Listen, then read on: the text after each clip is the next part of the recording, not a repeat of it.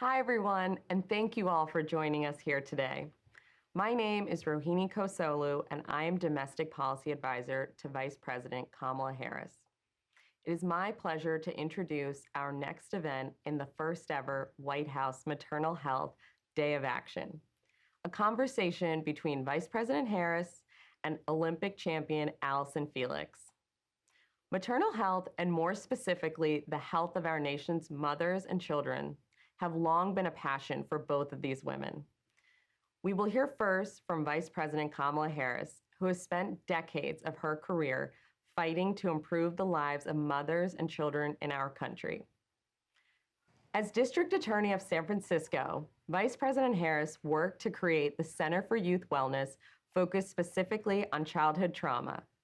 And as Attorney General of California, she opened the first ever Bureau of Children's Justice, which focused exclusively on protecting the rights of children. Over the last several years as Senator, Vice President Harris brought the issue of maternal health and, most importantly, the issue of women dying during childbirth to our nation's forefront. As Senator, she introduced the Maternal Care Act, the Uterine Fibroids Research and Education Act, and the Black Maternal Health Momnibus Act. This is now a key component of the Biden-Harris agenda and the Build Back Better Act. In conjunction with President Biden, she is leading this call to action today to improve the state of our maternal health care. Thank you, Vice President Harris. We will also hear from Allyson Felix. Allyson is an American track and field champion and icon. She's the most decorated American track and field athlete in Olympic history, having earned 11 total medals from 5 consecutive games, including 7 gold medals. She's been featured in Time 100's Most Influential People list for 2 years in a row and previously served on the Obama-Biden Council on Fitness, Sports, and Nutrition for over 6 years. She has spent her career advocating for mothers around the world on everything from maternal health care to job protections for pregnant women. We are so thankful to have her join us at the White House today. And so, without further ado, here is Vice President Kamala Harris and Allyson Felix. Thank you, Rohini. It's so good to be with you again. We were talking backstage. The last time we were together, it was at the very beginning of COVID, and Yes. we tried to do an Instagram Live, and I couldn't figure out how to work it. We were all trying to figure it out. But, and so some time has passed, but your leadership on this issue has remained constant. And in addition to all that you have achieved in terms of your excellence and how you inspire so many, you have been an extraordinary advocate on this issue. And I want to thank you because you really do inspire me and so many people around our country. And so your daughter, Cameron, is now 3. Yes. Will you talk a little bit about the experience you had during your pregnancy and childbirth that led you to really use your voice in such a courageous way on this issue? Yeah, well, thank you so much. That means so much to me. And I'm just so grateful for all the work that you have always done on this topic. Yes, my daughter just turned 3, but when I became pregnant, you know, as an athlete, my health is something that I'm always thinking about. Right. And I've always lived a really healthy lifestyle. You know, I didn't even almost think twice about, you know, getting through my pregnancy. And at 32 weeks, I went into the doctor for a routine appointment. And right away, there were some concerning things that were happening. You know, I was spilling protein, my blood pressure was up, and so I was sent to the hospital for further monitoring. Once I got there, things started to rapidly kind of shift out of control, and I was diagnosed with a severe case of preeclampsia. And it just kind of went downhill from there. I ended up having an emergency C-section, and my daughter was born 2 months early. And I'm so grateful that I was able to, you know, eventually walk out of the hospital. And even though my daughter, you know, spent time fighting for her own life in the NICU, we all walked out together. And, you know, as we know, there are so many women who that's not the story. And so my eyes were opened, and now, you know, it's a passion on my heart to just do more work in this area and raise awareness to what is happening. So on that point, you, in addition, again, to your professional excellence as an athlete, you served 6 years during the Obama-Biden administration as an advocate for health and wellness and fitness. And in that way, you really were, again, such an important advocate on the issues that relate to those areas. Can you talk about the work you have been doing as an advocate on this issue of maternal health and what we need to do as a nation to be better on this issue? Yeah, well, I'm so happy that, today is happening and that, funds have been committed to this area. I've been, raising awareness. I partnered with March of Dimes, who's been doing important work for so long in this space. And I feel like really sharing those stories. I remember my time in the hospital and just feeling like I wasn't prepared for this. I didn't know what to expect. And hearing, what other people went through and that hope that they gave me was huge. But I think also sharing those stories lets women, and especially women of color, know that they are at risk and what they can do to prepare themselves. So Allyson, take us through those moments when you are in those rooms talking with these incredible women. What are those conversations and what do they share with you that the nation needs to know to fully understand and care about this issue? Can you share with us and share with the nation what folks need to understand about this? Yeah, I think the biggest thing that really touched my heart was this is not an issue that, it doesn't discriminate. It doesn't matter. I had great health care. I am very fortunate and very blessed. But I still found myself in this situation. Hearing from other women that their pain wasn't believed, that they had concerns that weren't heard. And I think that is so unfortunate. What's really shocking is that 60% of these 60% of this number, can be preventable. Right. And that's huge, but it also, that's the exciting part that we can turn this around. And so when we think about this, which is we are taking this to the highest ground possible, which is having this conversation on the stage in the White House. Yes. Let's talk about what the future can look like and what that would mean for women around America. And we've talked about Black maternal mortality and that Black women are 3 times more likely than other women to die from childbirth. Native women, twice as likely. Women in rural America, 60% more likely to have complications because of what we call the deserts, the unavailability of appropriate maternal care. Let's talk a little bit about what the world can look like and what the solutions look like. Yeah, I think that a day where you're not at risk, when you become pregnant, that you are not fearful. I think about a second pregnancy for myself and what that might look like, and being able to reverse some of these issues, or going into a doctor's office and not having to be intimidated to raise concerns, and knowing that right away, if I have an issue, that I can be heard as well. And as you mentioned, the maternal deserts and having that high quality care for all women, regardless of your, the status of your insurance or where you're at, that we can all have access to that. Backstage, you and I were talking about the importance of everyone knowing they're not alone. Yes. And for so many women, going through this, what should be joyous and beautiful process, can also mean feeling alone. And in particular, when women are in that setting where they're talking with a physician or talking with a healthcare provider, and feeling that they're not being heard or being reluctant to share how they are actually feeling. And there's so much about the work that you have done that is reminding women they are not alone, that this is a story that sadly is a story that many women have in common, and therefore the need for women that when they're in that room, to not feel alone and to know their power, and that it is the responsibility of that healthcare professional to hear it, to listen to it, and to act on it.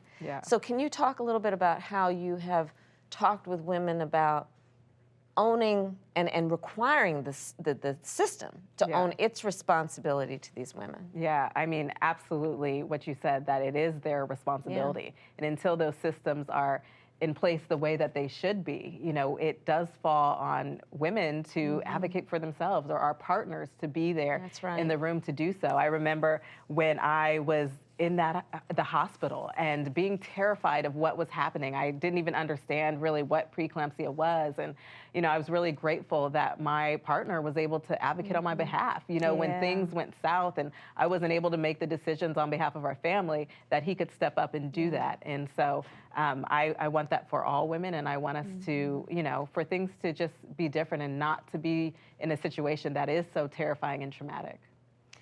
And a large part of our work is on maternal systems in terms of the delivery of care for women during pregnancy and childbirth. But let's also talk about the need for us to stay connected with these women, with their partners, with the parents of the child who is now with us in terms of issues like child care and affordable child care, elder care. I've met so many around the country, mothers and fathers who are raising young children from infancy on and also taking care of senior relatives, and the need therefore to have care and assistance with caring for their children and their senior relatives. So let's talk a little bit about the importance of a nation supporting parents. It's so important. I know my own experience when I decided to start a family and not being supported ultimately by my former sponsor, and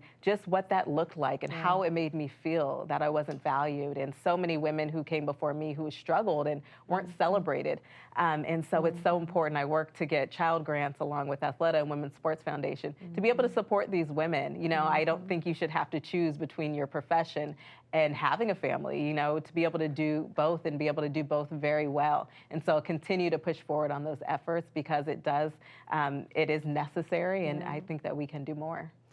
Well, and people may not know, but you really do walk your talk in every way, because I happen to know how you have supported athletes who are moms who might need some help taking care of childcare. Can you talk a little bit about that? Yeah, creating grants, to support women who are competing at the highest level and having to deal with childcare. I just remember when I came back, I started competing when my daughter was 8 months.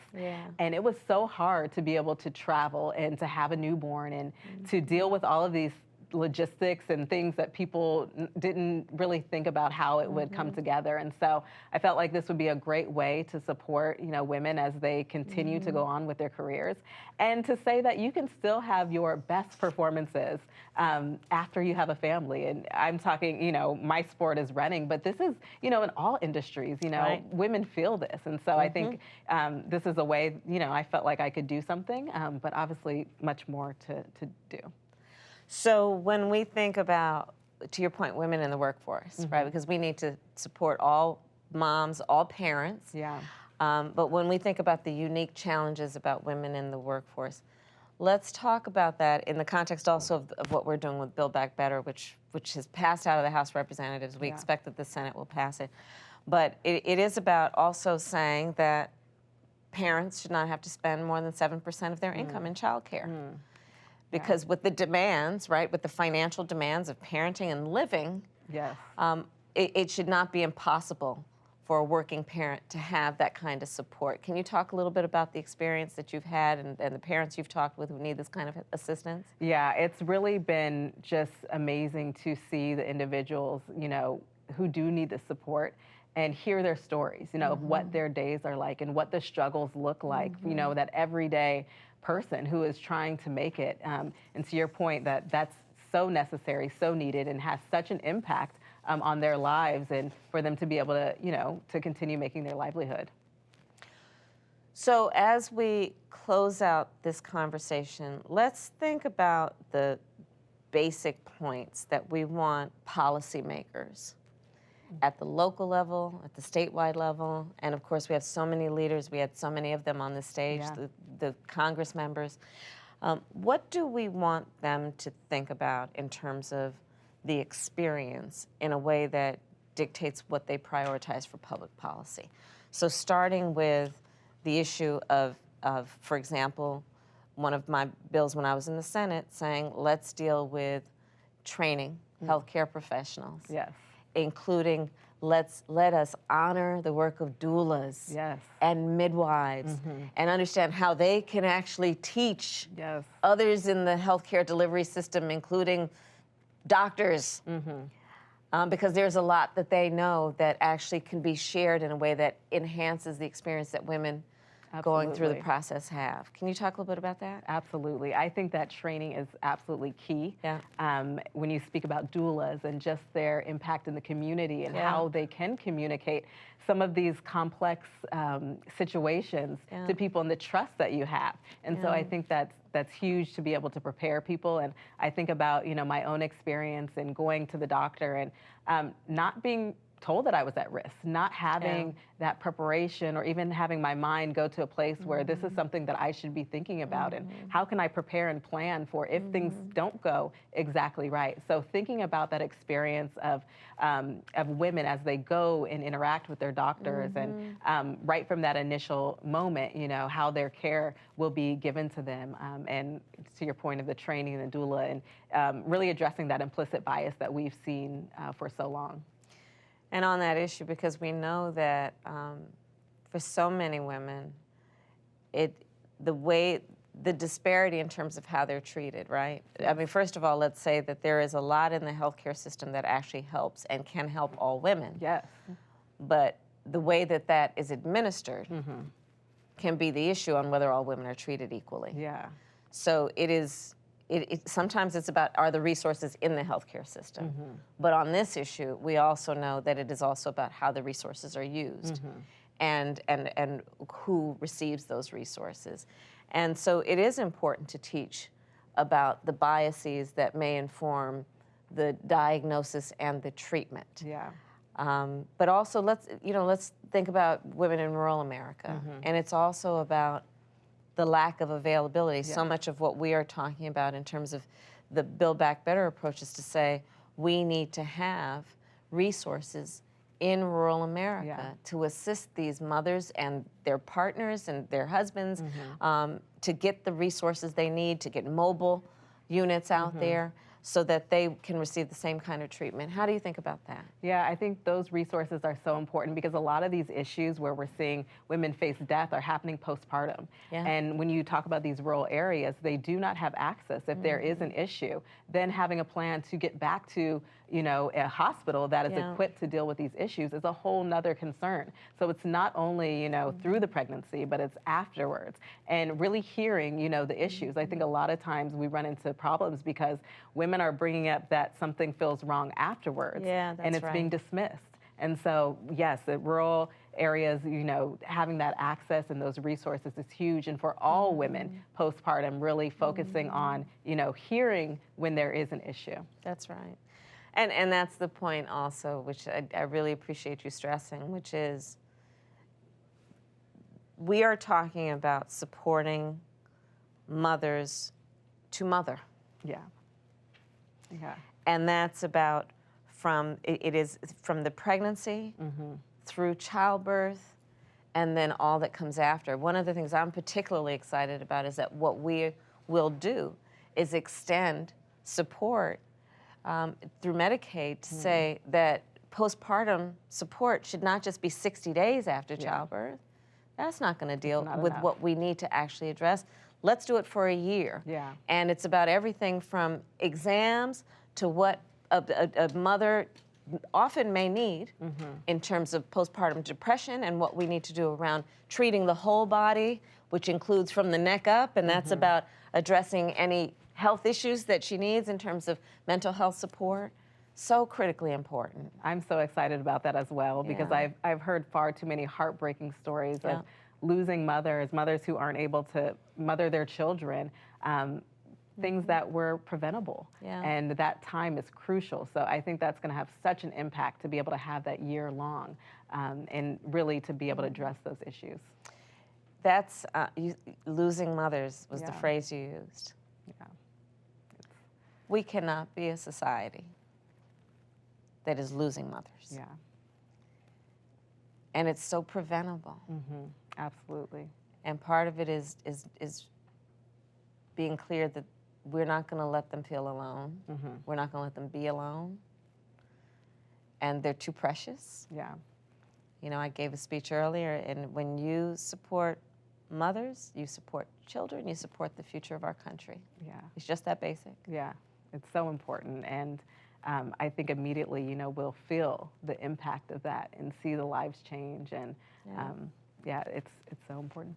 Thank you, Allyson. Thank it's you good so to be much. with you. Thank you for all you're doing. Thank you.